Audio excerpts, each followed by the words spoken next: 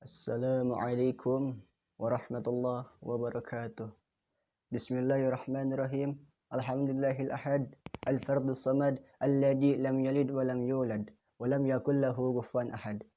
Asyhadu an la ilaha illallah wahdahu la syarikalah wa asyhadu anna sayyidana Muhammadan abduhu wa rasuluhu la nabiyya ba'dah. Qala rabbi shrah li sadri wa yassir li amri wahlul 'uqdatam min lisani yafqahu qawli. Subhanaka la ilma lana illa ma 'allamtana innaka antal alimul hakim. Segala puji bagi Allah Subhanahu wa taala yang memberikan beribu-ribu nikmat. Dialah Allah Subhanahu wa taala, Dat yang Maha Agung, Dat yang Maha Tunggal, Dat yang Maha Tuat. Yang Maha Kuat dialah Allah Subhanahu wa taala yang memberi beribu-ribu nikmat kepada hamba-hambanya yang mendekat padanya. Salawat berserta salam semoga tetap tercurah limpahkan kepada imamuna Qudwatuna Sayyiduna Muhammad sallallahu alaihi wasallam bi afdali salawati wa ta'adim. Hadirin rahimakumullah, betapa nikmat Allah sangat besar yang diberikan kepada kita semua sebagai hambanya, yakni nikmatul ijad, nikmatul imdad, nikmatul imani wal islam. Apa itu nikmatul ijad? Nikmat kita dijadikan oleh Allah Subhanahu wa taala sebagai manusia. Nikmat kita dijadikan Allah Subhanahu wa taala sebagai makhluk yang paling bagus ciptaannya. Laqad khalaqnal insana fi ahsani taqwim. Yang kedua ada nikmatul imdad. Apa nikmatul imdad? Yakni nikmat kita diberi umur panjang oleh Allah Subhanahu wa taala. Nikmat diberi umur panjang oleh Allah Subhanahu wa taala sehingga kita dapat sampai ke bulan Ramadan yang mulia ini. Al-Imam Utsman berkata dalam kitab Tuhfatul Habibnya bahwasanya Ramadan itu diambil daripada kata ramda. Apa itu kata ramda? Yakni al-ihraq lidunub fihi. Yakni terbakarnya seluruh dosa-dosa di bulan Ramadan. Makanya Ramadan disebutkan bulan penuh ampunan. Yang mana di Ramadan ini kita diwajibkan oleh Allah Subhanahu wa taala untuk berpuasa, untuk taat kepada Allah Subhanahu wa taala, untuk melaksanakan segala perintah Allah Subhanahu wa taala. Kami shaimin, banyak orang yang berpuasa di bulan Ramadan tapi puasanya tidak ada pahalanya, tidak ada ganjarannya. Akibat apa? Akibat dia gibah, akibat dia namimah, akibat dia sumpah palsu. Kullu ghibatin dalilun ala dhulmatin fi qalbi. Setiap gibah menjadi dalil daripada busuknya hati kita, daripada hitamnya hati kita, daripada gelapnya hati kita. Yang kedua, banyak orang kamil shaimin, banyak orang yang berpuasa di bulan Ramadan tapi berpuasanya tidak ada ganjarannya. Berpuasanya tidak ada pahalanya. Akibat apa? Akibat dia bersumpah palsu. Akibat dia berbicara bohong. Kullu kalimati kullu kazibatin dalilun ala su'i fi qalbi. Setiap bohong, setiap perkataan yang bohong itu menandakan buruknya hati kita. Dan banyak orang yang berpuasa di bulan Ramadan tapi puasanya tidak ada ganjarannya. Akibat apa? Akibat dia sumpah palsu. Allah bahwasanya ada konteks mengatakan kullu yaminin kadzibatin yadulu ala kudratin wa wasahin fi qalbik. Bahwasanya sumpah palsu itu menandakan daripada keruh dan kotornya apa-apa yang ada di dalam hati kita. Makanya Al-Imam Fisni mengatakan bahwasanya puasa itu terbagi daripada 3 perkara. Ada puasa yang umum, ada puasa yang khusus, dan ada puasa yang khusus dari yang khusus. Apa itu yang umum? Yakni kafmul batni wal farji anil qasdi syahwat, yaitu menahan daripada kita punya perut dari rasa lapar dan rasa haus, menahan daripada kita punya kemaluan dari syahwat yang menggebu-gebu. Yang kedua ada yang khusus. Apa yang khusus? Yakni kaful basri wasam'i walisani walyadi warijli wasairi jawarih anil ismi.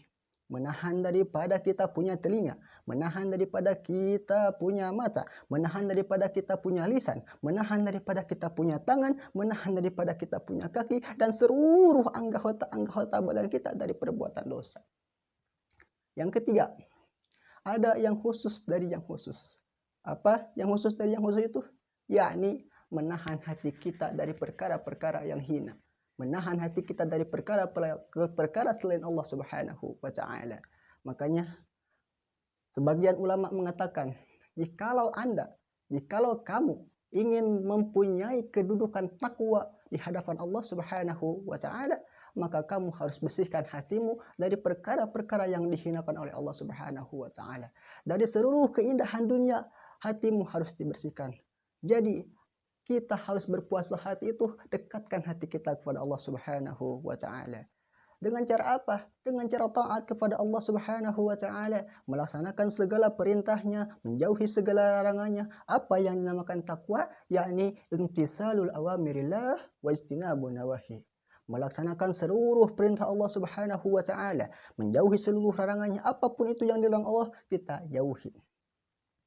Dan kita mesti syukur kepada Allah Subhanahu wa taala, yang mana Allah Subhanahu wa taala telah memberikan berbagai nikmat kepada kita sehingga kita dapat berada di bulan suci Ramadan, yang mana bulan suci Ramadan ini penuh dengan ampunan.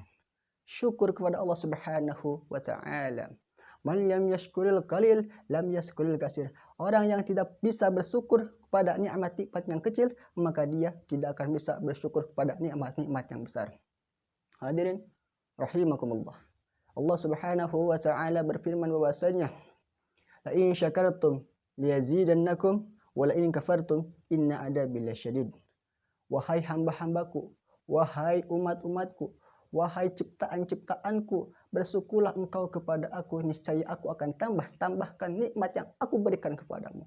Tapi ingat, jikalau kamu kufur kepada Allah Subhanahu wa taala, maka ingatlah, niscaya siksaanku, niscaya azabku sangatlah pedih bagimu.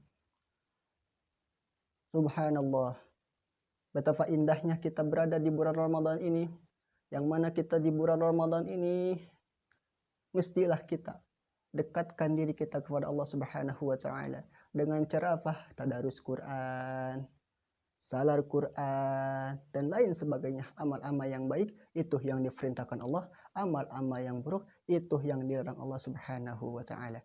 Makanya para hadirin rahimakumullah subhanahu wa taala, Allah Subhanahu wa taala memerintahkan kita untuk hidup di dunia ini bukan hanya untuk menikmati daripada keindahan dunia, bukan hanya untuk menikmati seluruh keindahan dunia.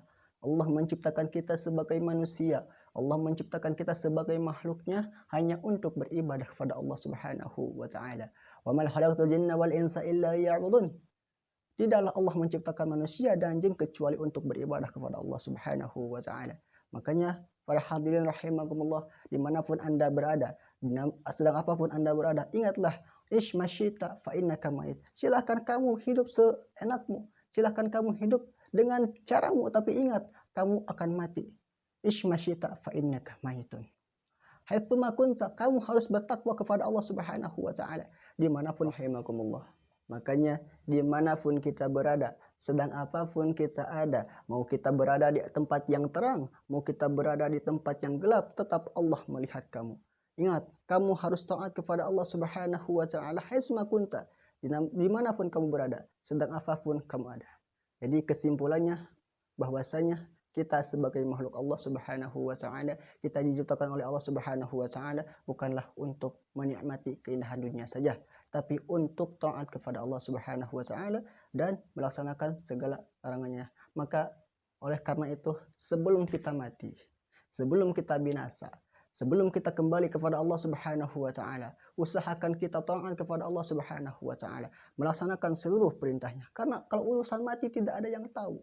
Urusan mati tidak ada yang tahu kecuali Allah Subhanahu wa taala. Al-mautu ya'ti baghtatan.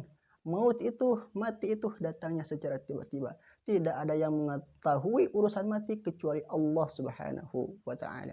Makanya selagi kita mempunyai umur, selagi kita mempunyai usia yang Allah berikan kepada kita, yang Allah titipkan kepada kita, maka kita harus tasarrufkan umur kita kepada amal-amal yang baik. Mungkin hanya itu yang dapat saya sampaikan. Kurang lebih saya mohon maaf. Undur man qala wa la tandur man qala. Khudh wa safa wa zama qadar. Wassalamualaikum warahmatullahi wabarakatuh.